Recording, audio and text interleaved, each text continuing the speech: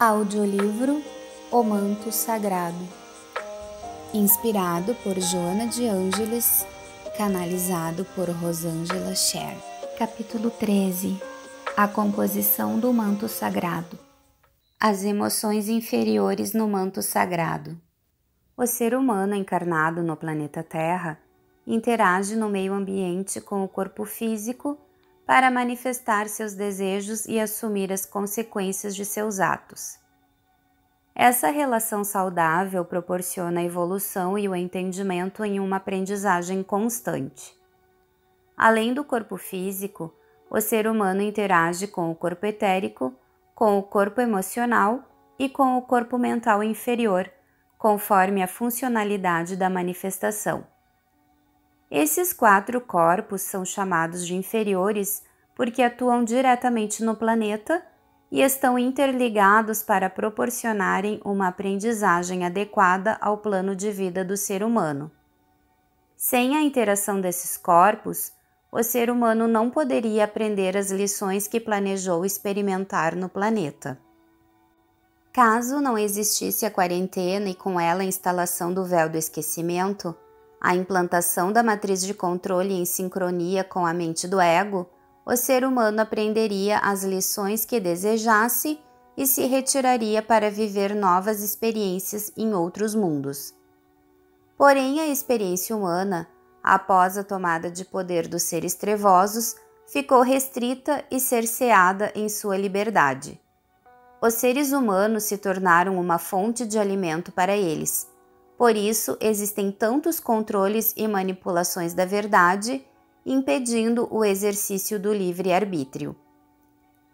A manipulação da verdade visa inibir o acesso às informações dos mundos superiores, da filiação divina e da vida eterna. O ser humano é induzido a acreditar que sua vida atual é única e que em todo o universo existe vida somente nesse planeta. Ao nascer, entra na matriz do planeta e recebe os parâmetros do véu do esquecimento com sua memória apagada. Dessa forma, o conceito de vidas anteriores e futuras não faz parte da nova vida que está se estabelecendo. Em cada encarnação, o ser humano parte do zero acreditando nos conceitos que lhe são ensinados. Muitos são os mensageiros e mestres que nascem em corpos humanos para ajudar os seres humanos a se libertarem. Porém, poucos são os que acreditam e se esforçam para sair da prisão. A cada passo evolutivo mental e emocional que o ser humano consegue dar, os seres trevosos criam armadilhas mais sofisticadas e aprisionantes ao planeta. Um exemplo que podemos citar é sobre o conceito do karma que muitas pessoas acreditam. São devedores e precisam pagar o karma gerado com sofrimento até zerá-lo. Os senhores do karma, disfarçados de mestres, são os seres trevosos que apresentam as provas dos erros humanos para que sejam reparados. Os seres humanos, acreditando nessa ideia e com sua memória apagada, aceitam os sofrimentos impostos. Vivem em um ciclo interminável de vida, morte e renascimento porque estão aprisionados sob o domínio dos seres trevosos. As emoções inferiores geradas em relações conflitivas são registradas nos corpos emocional e mental inferior do ser humano para serem resolvidas por ele na medida do seu entendimento. Porém, com sua memória apagada sobre sua trajetória antes de viver no planeta Terra e durante as várias vidas encarnadas, tais registros muitas vezes não são acessados e compreendidos. Com o decorrer das vivências, o manto sagrado permanece manchado com as emoções não resolvidas. Então, a cada vivência, o ser humano traz essas manchas que o impedem de dar os próximos passos evolutivos. Torna-se prisioneiro de traumas e conflitos que lhe causam dor e sofrimento.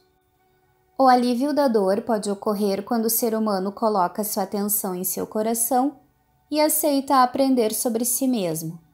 E, ao invés da culpa, Aceita sua responsabilidade em relação aos conflitos nos quais fez parte. O processo de autoconhecimento abre as portas da prisão, porque o ser humano se autoriza a ver, entender e compreender a verdade. Os mecanismos de dominação passam a ser identificados e o livre-arbítrio pode ser exercido sem culpas, sem dúvidas e principalmente sem medo.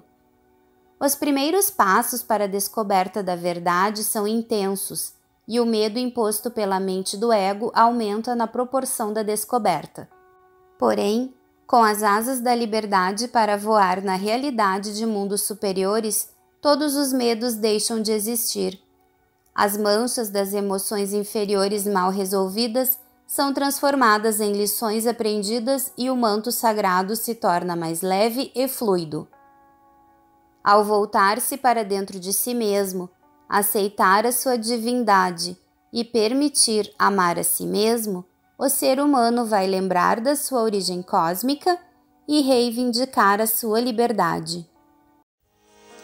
Continue tecendo o seu próprio manto sagrado. Aguarde o próximo ensinamento.